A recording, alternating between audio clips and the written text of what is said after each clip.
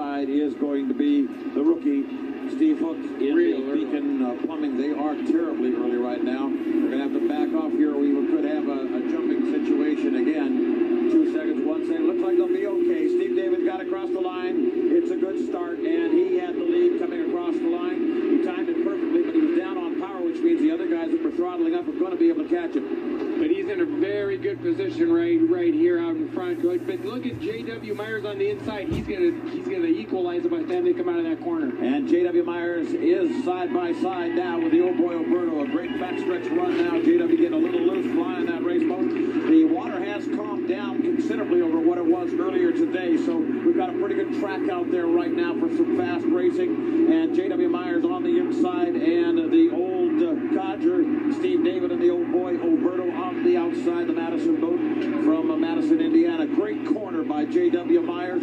Beautiful turn. And he comes out of the corner out on top and stretches out his lead just a little bit now at the end of lap 1. The first of 4 times around. It is the Lumar and J.W. Myers, followed by the Old Boy Alberto, followed by the rookie Steve Hook to the Beacon Plumbing, and then Dr. Ken Muscatel. J.W. Myers' Lumar boat must be going very, very well because he had really fallen quite a bit back at the start. He was maybe 4 or 5 boat lengths behind at the entrance to the first bend, but when they came out of the first corner, he was dead even, so that boat's got some power. And that might have been a radio conversation. Folks warning him, don't jump, don't jump, don't jump, because he looked like he was pretty anxious on the throttle himself for a moment there.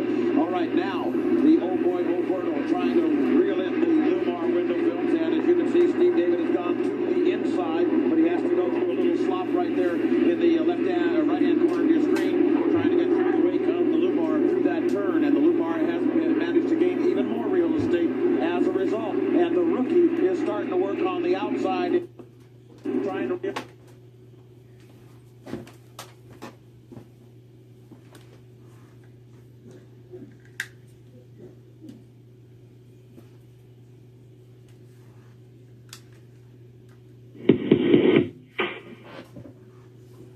Alberto and himself right now, because it looks like he has come to this race course to do a little bit of racing. Out front, it is the Lumar, as you can see, streaking down the back chute now. J.W. Myers pretty much by himself out front, 2 rooster tails ahead of the Old Boy Alberto, but it is in the race for second and third that we've got some action. There you see on the left of your screen, that is the rookie, that's Steve Hook in the plumbing boat. He is in the rooster tail, he is in the mirrors of the Old Boy Alberto, and in the meantime, even Doug Brown, the Skyway Park, is pushing his way up on the inside of that boat. So we got a good battle up there in the corner. It's basically going to be if Steve David, can catch J.W. Myers, and I can't imagine he can unless J.W. has a problem. I think that's the nail in the coffin. He's not going to be in the final. 3 laps are down. 1 more to go for J.W. 1 more to go for Stephen David. 1 more to go for Steve Hook. 1 more to go for Doug Brown. And now 1 more to go for Dr. Ken Muscatel. He has slipped into last place. That's uncharacteristic. He has been running better so far today, but this is not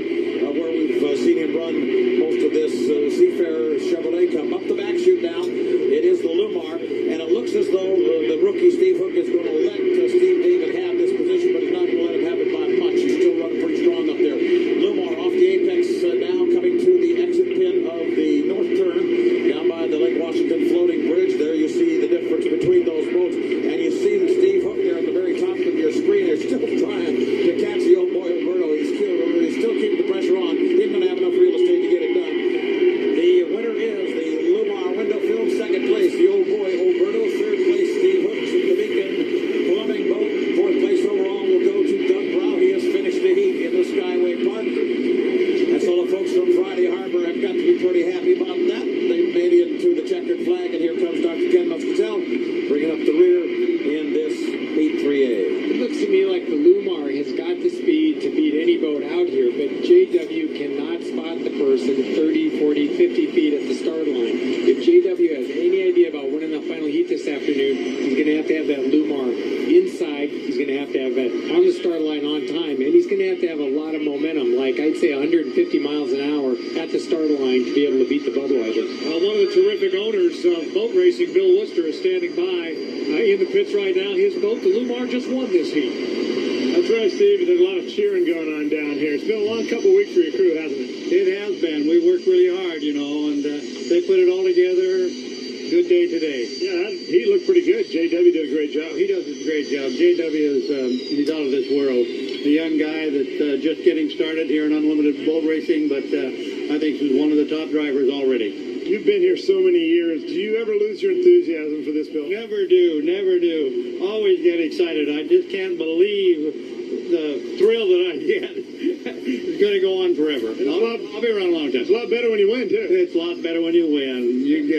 And this win is just the beginning. We got a long day here. Thanks a lot, Bill. One of the great owners, Steve, Bill Wooster. He is one of the very nice men, and it's nice now. He's got himself a young buck driving that boat, and he could have that young man, J.W. Myers, driving for him for a while, don't you think, Jeff? Can, and if you see a company like Lumar who sees a young driver like that, who they think they can build a marketing program around, who they can see obviously is a great race driver, they may be sweeten the sponsorship a little bit. So hopefully this is a team that's on the move forward. And we're looking for teams now to kind of fill the void that Anheuser-Busch is going to leave when they leave the sport at the end of the year. Well, and they will certainly leave a chasm, a huge hole in the sport where Bernie Little and company tread for so many years. However, there's still racing to be done by the Budweiser team yet today. In fact, they'll come up in Heat 3B in just a couple of moments. But right now, it's time for this team, the Lumar Window Film Boat, to celebrate their win in Heat 3A. And J.W. Myers, the youngster, the Unlimited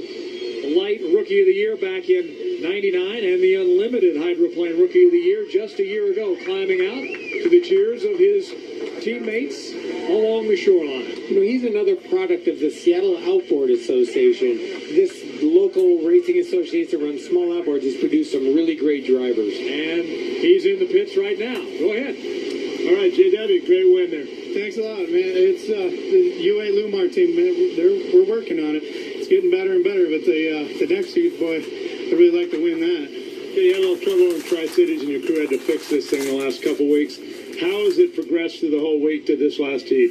Well, the boys haven't got a lot of sleep, but we got it done, and if another event like that takes place, we stand a lot better chance of surviving such an incident. Can you win this whole thing?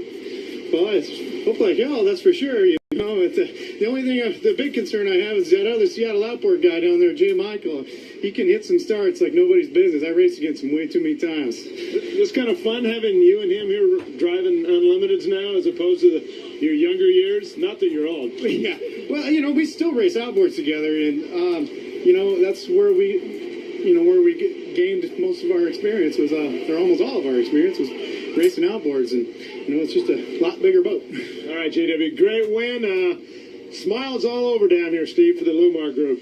Well, and that's exactly what you'd expect after a fine run like that. Our guard Swanson is with Steve Hook also in the pits. Guard. Hey, Steve, you're not able to change lanes, but you may just have made yourself or qualified for the finals. Yeah, I think that puts us in there. I'll have to check with the crew, but I'm pretty sure we're in. It was bumpy out there.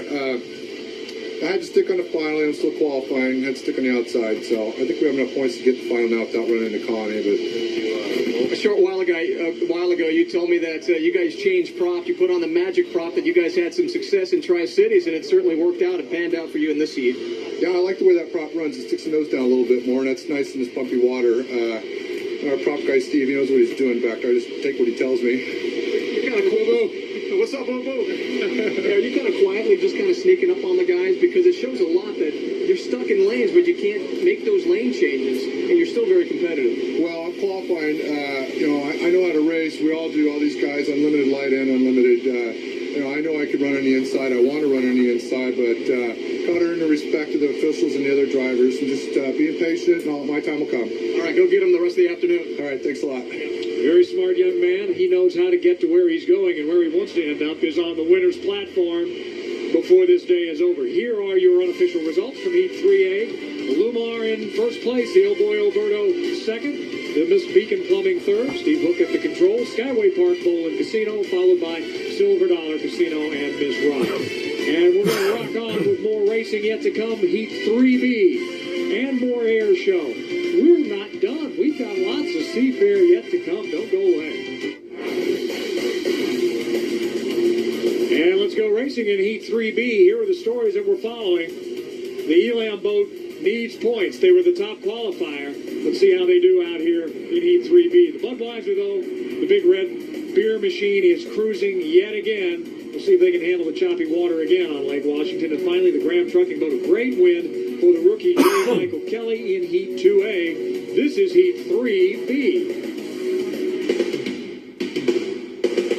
Here are your competitors in 3B. The Elam Plus, the Budweiser, Seattle Boats, Graham Trucking, and the Fairweather Sports presents the Toyota of Kirkland. Miss Budweiser is lagging back right now, waiting to see where the other guys go. It looks like it's going to be Greg Hopp in lane number 1. It looks like it'll be the Elam in 2, the Budweiser in lane number 3. And on the outside, it will be the Seattle Boat presents Graham Trucking. As they come to the line, looks like we're going to have a legal start. That was real close, real close. I think Terry might have really nailed the start there. Great job. J. Michael was definitely late, and, Budweiser really just needs to finish here. Either he nailed the start or he was a tick too soon. We'll see. Greg Hopp, meanwhile, on the inside has decided he wants to race with Terry Troxel. The Budweiser just letting him go, laying back, keeping the pressure on, but he isn't going to race him hard down this back chute. He knows Troxel is in a must-win situation as far as his psychic is concerned, and Budweiser doesn't have to really work this hard. But meanwhile, the Graham Trucking boat is in 4th position and staying up there with the rest of them. But as they come out of the corner, at this point, it is the Fairweather Sports presents Toyota of Kirkland, with Greg Hopp being passed, behind rather, the Elam Plus, as it's Elam and Hopp, and then the Miss Budweiser in that order. This could turn into a speedy parade now, though. I don't think anybody wants to pressure anybody at this point. No, and I think one thing J. Michael is learning by being back there in the slop is you don't want to be late, because this is the kind of water you get to run in. When you have to run in the wakes of everybody else, that teaches you real quick to not be late at the start. The Elam delivering something of a message that they have a whole lot of boat speed. I think that's one of the things they had to try to tell the big red boat. We now know from the officials that the start was exactly wired by the Elam driver, Terry Troxel. He did not jump the gun, and he is well out front, and it was a beautiful start for him.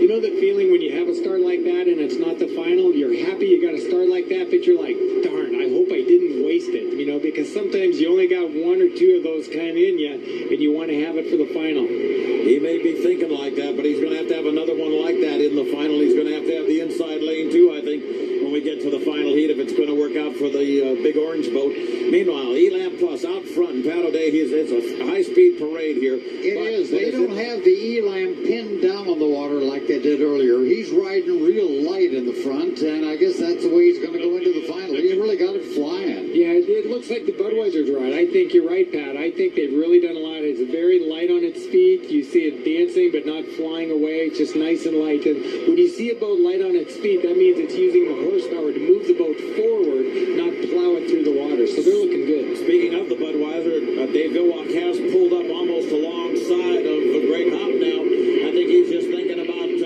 seeing if he can push it just a little bit. It looks like it's a pretty reasonable proposition, because Greg's got big problems. I think now. Greg's going down. And he has lost it. So Budweiser slips into 2nd place now. Kind of a bonus situation for Dave Villwock, because he really didn't need those points, but he'll take them, of course.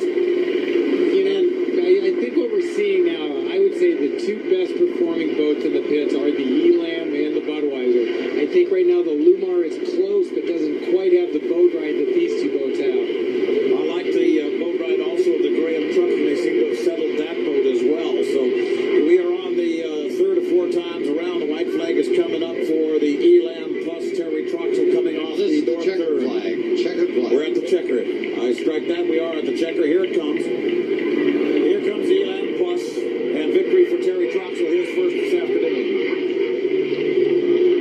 Some distance back, but by design more than anything else, to Miss Budweiser, with Dave Villwock will take the checkered flag and 2nd place points.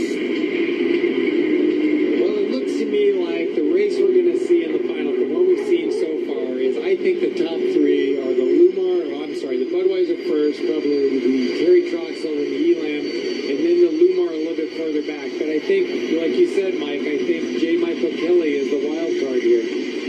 I think he is too. The boat ride's a lot better on this Graham Trucking boat, and I think they're going to give him the go-ahead. The other question, too, is will they make the rookies run outside for the final, and we just asked referee Rick Sandstrom that question. Earlier today, he told me I'll take a look at them. If I'm happy with the way they're running, I'll let them fight for lanes for the final. We're still waiting to hear if he'll let them do that. You know, Chip, I hear what you're saying, but if you're watching, Steve Hook is getting a great ride in the Beacon Plumbing, and I think he may have something to show us in the final. Well, I think you're right. You're basically, I totally forgot about him because what he's shown, he's always shown from the outside all day. So if you can show that good on the outside, you let a guy as aggressive as he is loose to go on the inside, I think you're dead right. Yeah, he seems anxious to want to get there. I think he'll be lobbying heavily on Sandstrom to let him fight for lanes. You know, and Sandstrom should let him fight for it. If there's anybody that needs to be put on the outside, it's some of the veterans. I think the rookies have shown very well, and if you can't let these guys go, I don't know what group you could let go. You know, Chip, what I love about Steve Hook is he's so totally relaxed. You notice that? Well, I'm so concerned about that. I'm afraid he's going to sleep through the final. I hope they have somebody to make sure that he's awake. I can tell you who won't sleep through the final, even though.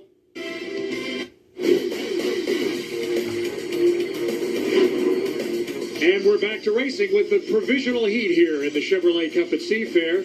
Take a look at the storylines, and it's really pretty simple. This is the last chance for all of these boats to try to make it into the final, even though they'll be starting as the trailer. And a must-have, certainly, for the U100, the Fairweather Sports presents Toyota of Kirkland. That's the provisional heat.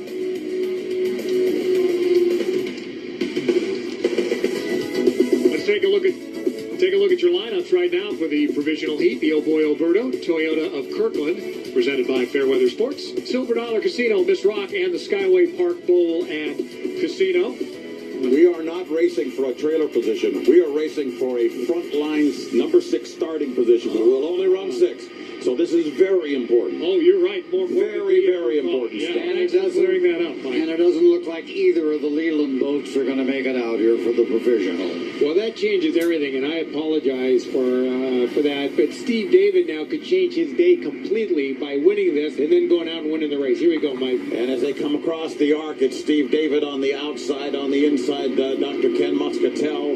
And they're still a little bit early on the clock. Muscatel actually has a better run at the start line than David does. He's gotten a little bit aggressive and watching back down just a little bit now. Muscatel will stand on it here as they come down. And they're across the line. Good start. Fair start all the way. So as they come down into the first corner with a little more boat speed, it is the Oh Boy Alberto, but with the lane position. But it doesn't look like it's going to serve to its advantage at this point. It is the Miss Rock.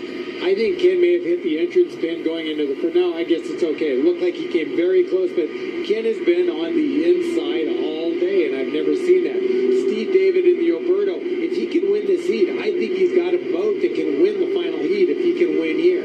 Ken Muscatel's boat is getting airborne, and he is having to back down just a little bit at the 3/4 mark of the back chute. He did not get a good ride up there, and he's lost some ground. Oh boy, Alberto out front now. This is Stephen David. He's from down in the Pompano Beach, Florida area, and he is a veteran, former president of the American Powerboat Association. He's been around this fella, and he knows racing from all types of craft, and he's got himself a handful right now, but Ken Muscatel is not going to let him go.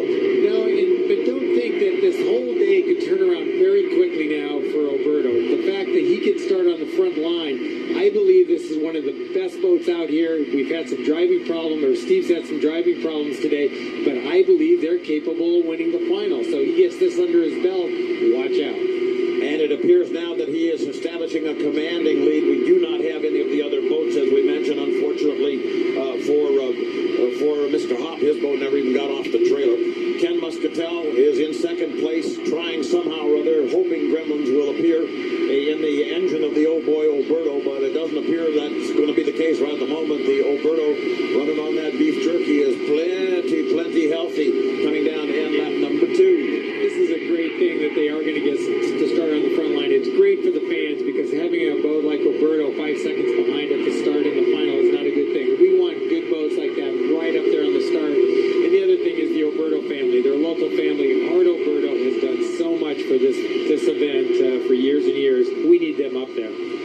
Down the back chute now, Oh Boy Alberto, and it is Stephen David in command of this race, and it appears quite clear that Dr. Ken Muscatel will not be able to catch him. Now it's a question of listening to all the little haunting noises, Pat O'Day, that you hear in that race boat, thinking, gosh, did I hear that before? Was that a good one or a bad one? And, you know, and I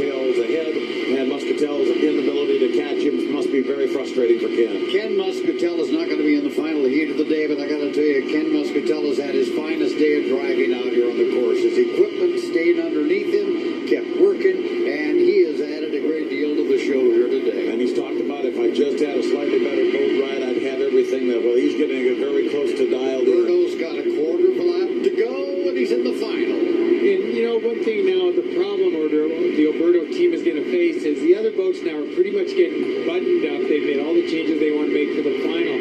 Because he had to run this provisional, there is your winner, the Alberto, but they have no time to do anything. So they have to hope that the engine came through good, with the wing, the fairing, the propeller, because really all they can do is put fuel in it, turn it around, and go and race. And you can see the Steve going right back to the pits to give his crew as much time as humanly possible. Steve David needed a win. He's got it. He'll be in the final. We'll be back right after this.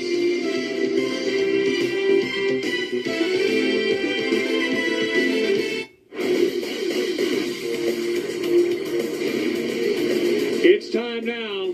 The Chevrolet Cup at Seafair will be decided in the final heat. And here are your headlines. This is the last race in Seattle for the Bud. Dave Villwock would love nothing more than to win here in the hometown. Who's had the speed today? It's Terry Troxel in the Elam. He's had it all weekend long.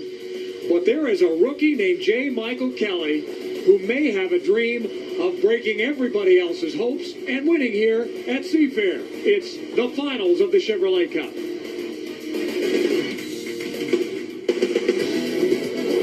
Well, here they are, the best boats on the water today in 2004. Miss Budweiser, Miss Elam Plus, the Lumar window film, the Miss Beacon Plumbing, Seattle Boats, Graham Trucking, and the Oh Boy Alberto.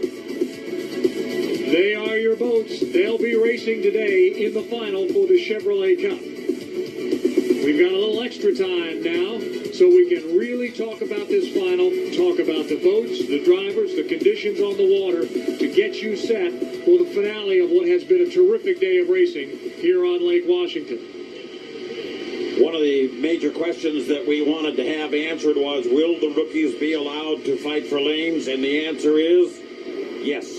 They can choose the lane they want to run in. All right, well, they will all be scoring up, and they'll have to deal with this guy who likes to find the lane and has the speed to get just about any he wants. The U1 Miss Budweiser, Dave Villwock in perhaps his last race under the Budweiser banner, Chip. Don't be fooled by Dave shrugging his shoulders saying, oh gosh, I just don't know if we have enough power and I just want to have fun. He wants to win this and he's got a boat that he can win it with. He's got to be on the inside though, or he's got to be in lane 1 or 2. He can't let any of the fast rookies get underneath of him. Bill Rocky, I'm going to give a little secret here. You know Dave Villwock as well personally as anybody does. He really wants this race, doesn't he? That's right, Stephen. When he walked out here, he had his game face on. He gave us all a thumbs up. There's no question how bad these guys want this. Crew Chief Mark Smith walks by us and goes, this is it, the last one. That kind of sums it up.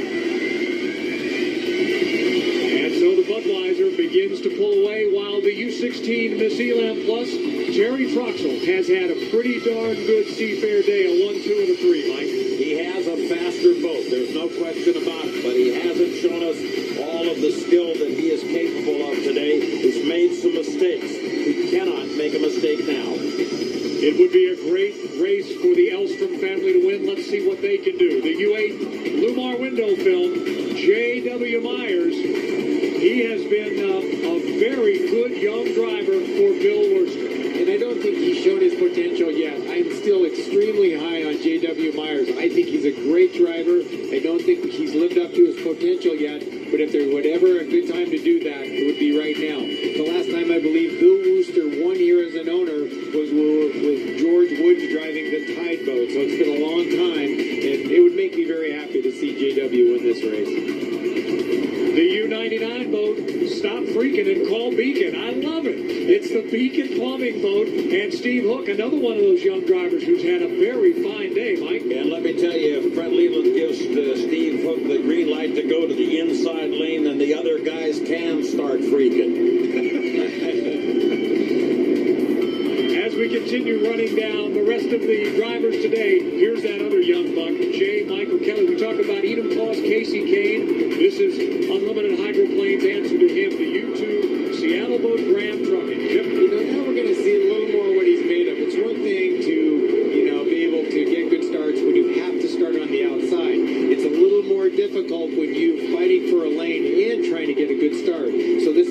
more of an indication than what Jay Michael is up to, and I think he's up to the job. Greg England, you've been down in that pit. He's such a young driver. Is he really as cool and calm as he appears? Works to his advantage. He's just positive about his experience.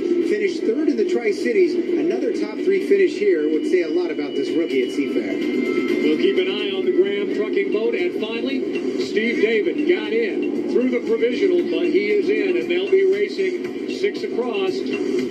Bottom line, he's got to have the start of his life because he doesn't have the boat speed to chase the Elam or the Bud. You know, and it's all going to get down to that, isn't it, Mike? And we're going to watch this 5-minute period very closely for you people, because what's got to happen here is you know who you've got to have to your outside. You don't necessarily have to be on the very inside lane, but you know you have to have the guys that have boats that's faster than you to the outside. So right now they're all watching each other. They're all watching the boat. They know they have to be inside of it. And while we watch the boats circling, finding their position, let's check in with our Richard Thompson, who's out near the log boom now, and get an idea of the conditions back there. Richard? Hey, this is Richard. I'm on IFB 32. Do you guys hear me? Go ahead, Richard. We've got you. Go for it. That's right. I want to go ahead and show you the water out here at the log boom. Take a look at this. We have been on the boat all day with former Unlimited driver Ken Dryden. He says the chop is just about right as far as he's concerned. The wind, however, he wished it was a little bit less windy out here. But he says for Seattle, it's just about perfect. Can't wait to see the last heat. Back to you. All right, and Pat O'Day for a quick 15 seconds could be the last run-up for the Budweiser team. The most successful marriage between a boat owner and or any kind of a motor speed owner and a sponsor is about to come to an end. Bernie Little always called his boat the Miss Budweiser. Never the Bud, never my boat. He respectfully called it Miss Budweiser, and we're about to watch her final cruise here on the lake. All right, Pat O'Day, and now for the call of the race, the championship, all the marbles for the Chevrolet Cup at Seafair. Here's Mike Fitzsimmons and Chip Hanna. Dave Hillrock and the Miss Budweiser has been just cagey for this last minute and a half. They were going slower than the Vashon Ferry up in that. They are way early, Mike. They are so early that they could arrive in time for Christmas last year. Here they come around the corner, and they're off plane. Really, they are almost illegal. I agree, but they are establishing lane. They wanted the inside lane so badly they got up there almost a minute early. So somebody on the outside now can wind up and get a good start, maybe beat these guys. And guess who's out there? That's the young rookie Steve Hook, who's had great starts today. But everybody is so early that they're thinking they're going to get tomorrow morning's paper today, and it's just not going to work out for them. They're going to throttle up sloppily to the line. They're 5, 4, 3, 2, 1, and I don't know. I think Elam jumped the gun. Boy, I tell you, that was a very, very bad start. I mean, there's just no excuse to be that slow and that spread out the line. But I don't know. Do you think he jumped the gun? I think he might have been a tick over. We'll have to get that official. But meanwhile, Miss Budweiser on the inside giving chase. Elam on the outside has the lead. We're waiting for the officials to tell us. Well, the Elam has jumped the gun. The Budweiser really is out front right now. And I just can't say how disappointed I am in those starts. That was bad. But it looks like the Bud's in the catbird seat now. Very definitely. Elam, however, getting the word that they may have been over too soon. And Miss Budweiser, of course, a little more comfortable, but I wouldn't be, because that J.W. Myers is hiding back there right now in the Lumar, and he isn't far off the pace here. You see the rooster tail of the Elam.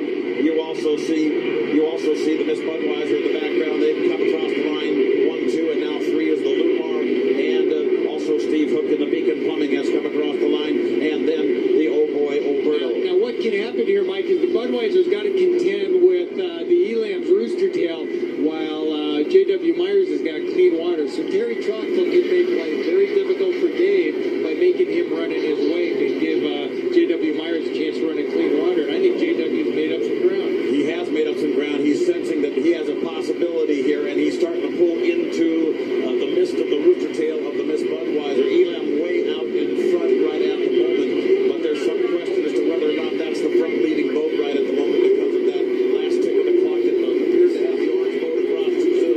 Okay, Budweiser did the smart thing and moved to the outside of the Elam so he can make sure he keeps J.W.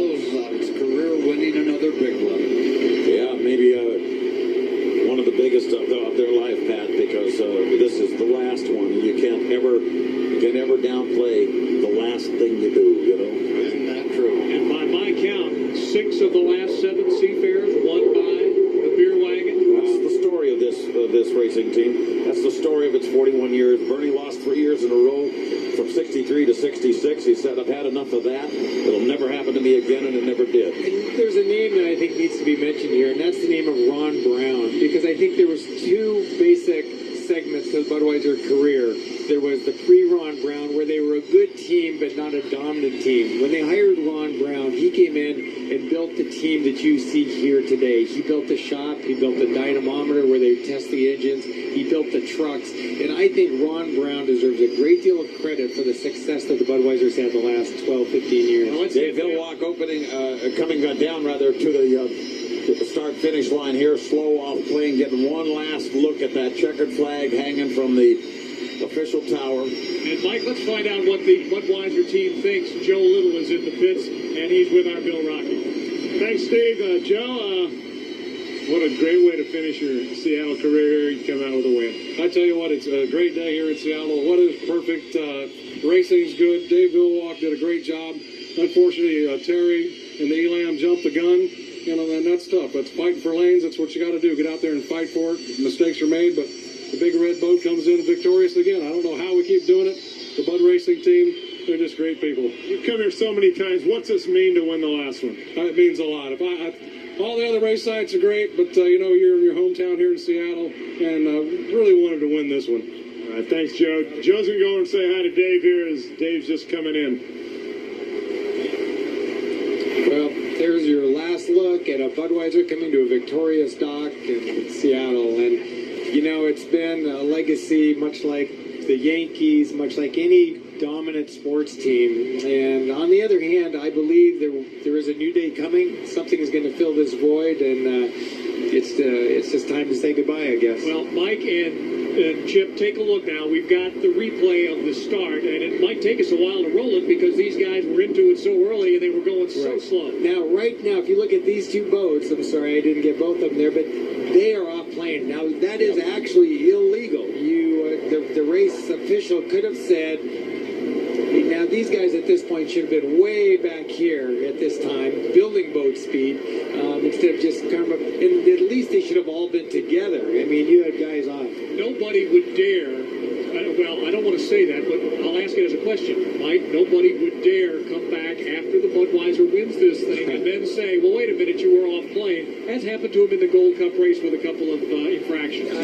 Not since Lee Shane has passed away. We won't have that kind of argument on Lake Washington. No, the fact is that they were 0.4 of a second. Elam was too soon to the line.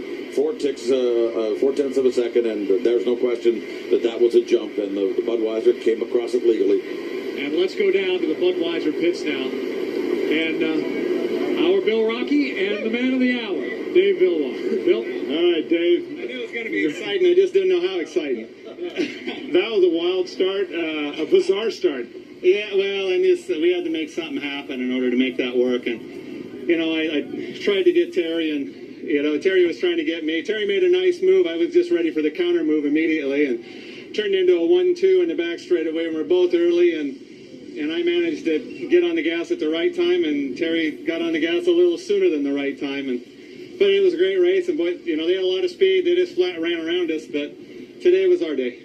You've grown up here. You live here. This is the last one for the Miss Budweiser on Lake Washington. Just your thoughts on looking back at that. It's been an awesome journey for me. It's just, you know, I needed some rough water and to make it challenging, and for us to come with a win here this weekend is just unbelievable. This will be one of the most special. In the last, I'm sure Bernie was blowing down on this lake all day long. I swear to you. Dave, congratulations. The Budweiser wins it, and there's going to be some celebrating tonight. Yeah, thank you, Seattle, for all your support. Without you, we're nothing. Thank you. Dave Hillwalk, local guy made good, as a number of local guys have done in the Budweiser beer wagon over the years, with the Miss Budweiser, as Pat O'Day told us. Let's go check out Terry Troxel now, who was just ever so slightly ahead of the gun. He's with Guard. Thanks, Stephen. And Terry, if there's one guy that's so disappointed, not only for you, but for your crew and your family and your fans, you got to be hurting right now, especially if you didn't get the start you wanted. Yeah, well, we knew we were going to start that way, and I thought for sure I had it. I mean, when I got to the pin, I was still looking at it forward, I thought. from the countdown I was getting. So I don't know. It's kind of a racing game. You had everything going your way. I talked to one of your crew members before you got on the water, and they said, hey, everything is great. We tweaked the engine. We're ready to go. But this game of racing, it comes down to inches, and you just jumped a little bit. Did you feel anxious, like you had to grab lane 1 or lane 2 to beat the Miss Bud and the rest of the boats? We were kind of upset when we got lane 2, but, what are you going to do? You're stuck where you're stuck. We were hoping we'd drive around him, and we did. I guess we were just a little early. Great day of racing anyway. You had a great weekend, and the best of luck for you. Thanks. Back upstairs. Terry Troxel in the Miss Elam, the Budweiser being pulled out of the water for the last time here in Seattle. Let's take a look at the unofficial, and they are at this point, unofficial results. The championship for the Chevrolet Cup at Seafair, the Miss Budweiser, the Lumar window film with J.W. Myers, the Miss Elam, the Seattle Boats Grand Trucking, the Beacon Plumbing didn't finish, nor did the Oh Boy Oberto.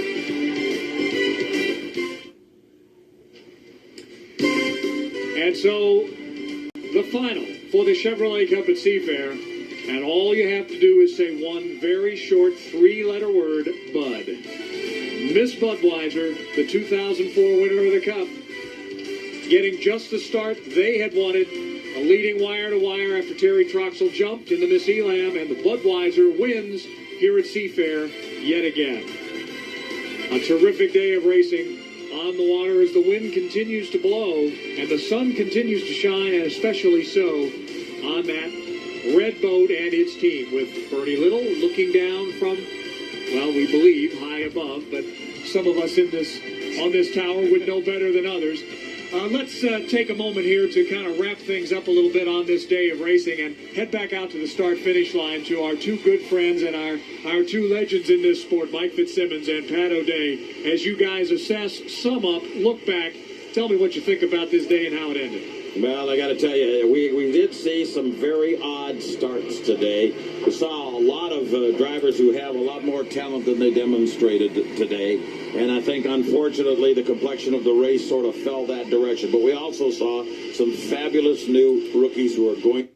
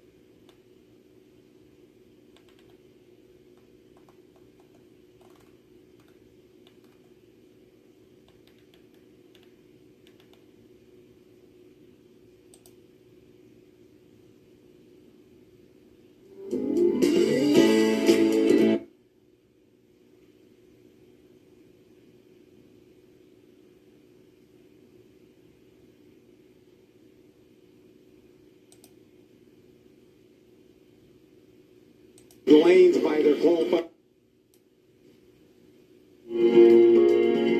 Slow pace, salty breeze, and the waves. I'm in the right place.